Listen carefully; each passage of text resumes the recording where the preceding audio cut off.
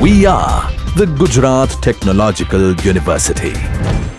Since its inception over a decade ago, GTU has been empowering young and curating minds to realize their true potential.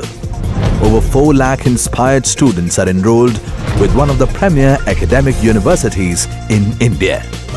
With more than 450 affiliated colleges in its fold operating across 5 zones of the state, GTU, the International Innovative University, your place to move forward.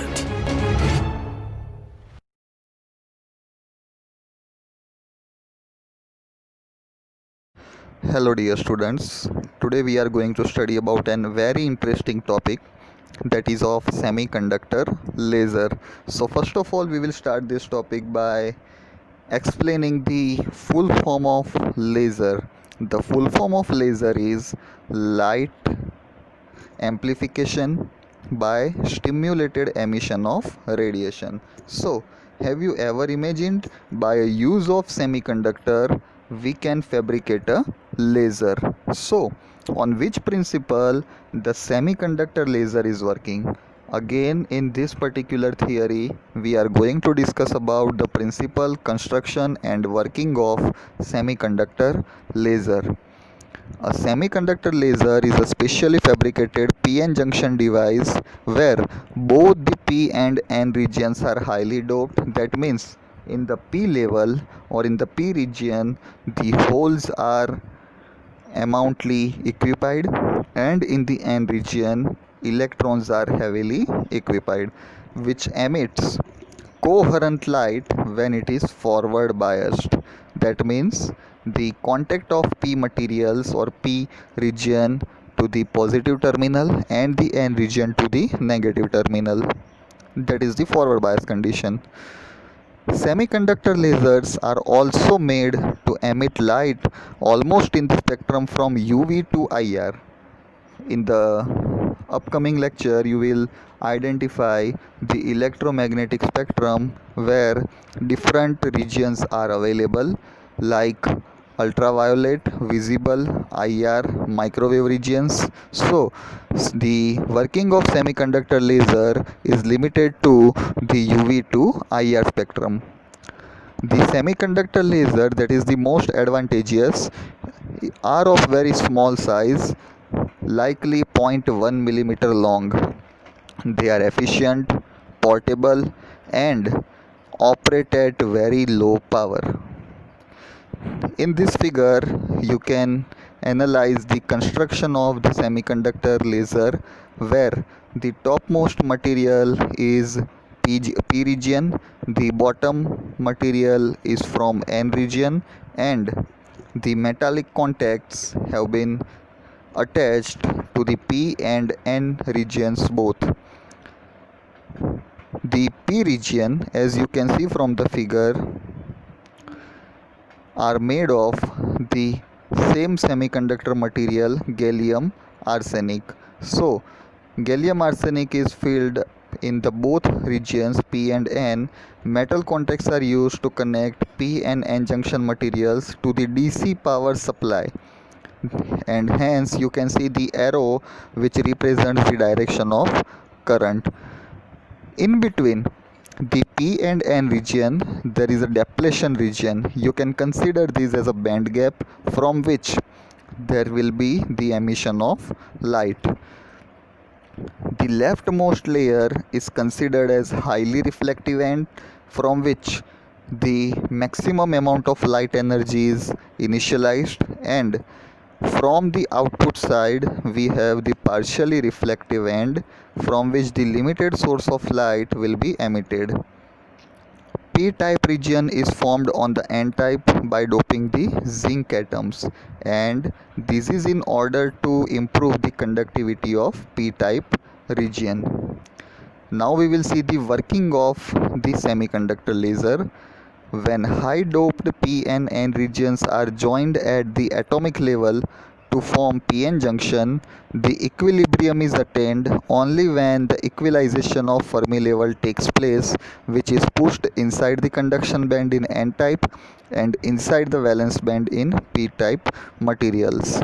As we all know, the p-type materials are on the top end and n-type materials are on the bottom side, it is almost similar to verify the Fermi level. So the conduction band of n-type material will be lifted up and the valence band of the p-type material will be lower down to maintain the Fermi level equilibrium.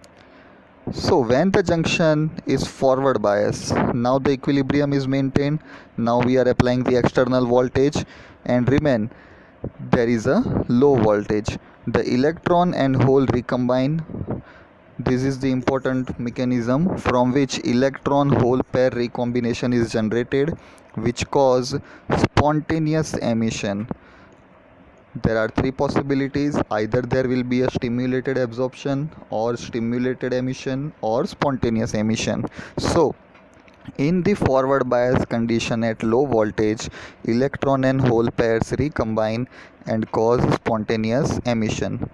But when the forward voltage reaches a threshold value, the carrier concentration rises to a very high value, and hence, as you can see from this figure, the Fermi level of n-type is slightly lifted up, the Fermi level for p-type is lower down, but the energy band gap remains constant. As a result, the depletion region contains a large number of electrons in the conduction band, at the same time large number of holes in the valence band.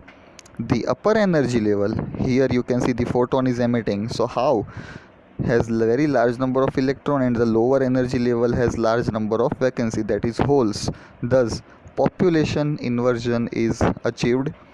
Due to this, recombination of electron and hole leads to the spontaneous emission and it stimulates the others to emit the radiation. So the excess amount of electrons which generated in the depletion region result into the emission of photon lights, and due to the mechanism of population inversion.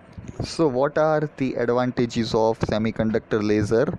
Number one, no need of mirrors in semiconductor lasers, as you are going to see the necessity of these mirrors in solar cells.